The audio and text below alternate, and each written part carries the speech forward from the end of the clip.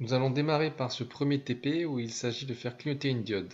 C'est le TP de base sur Arduino. Donc j'ai connecté une diode entre la sortie digitale 13 et GND qui signifie ground. Un point important, c'est qu'entre la sortie 13 et le microcontrôleur, il y a une résistance. On peut connecter directement une diode entre la sortie 13 et ground. Si vous faites ça sur un autre port, vous risquez de l'endommager. Une fois que vous avez placé la diode sur la carte Arduino, vous branchez le Arduino.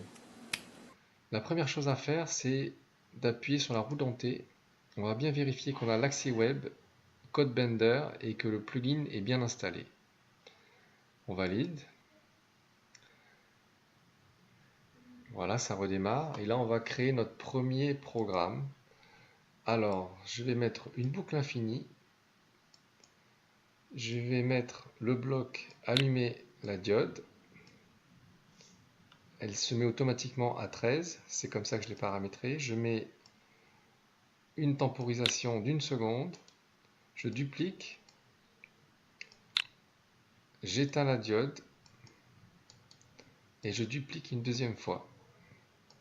Donc là, j'allume la diode pendant 1 seconde, j'éteins la diode pendant 1 seconde et ça boucle à l'infini. Alors maintenant, je vais téléverser ce programme dans Arduino. Je vais cliquer sur Code Arduino. Là, j'ai le programme en C++. Si je veux voir le programme et le modifier, je peux appuyer sur Éditer le code. Je vais sélectionner tout simplement ma carte Arduino Uno et je vais téléverser vers l'Arduino. C'est parti. Alors, lorsqu'on téléverse vers l'Arduino, on utilise CodeBender qui est un logiciel qui est sur cloud. C'est pour ça qu'il faut qu'Internet soit connecté à l'ordinateur. On observe le résultat. Voilà, la diode clignote toutes les secondes. Alors, on revient vers notre programme.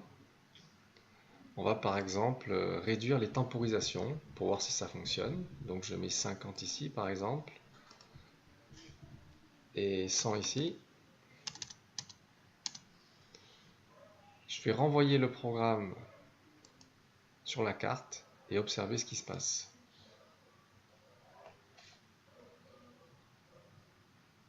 Donc voilà, je vois que le clignotement est beaucoup plus rapide.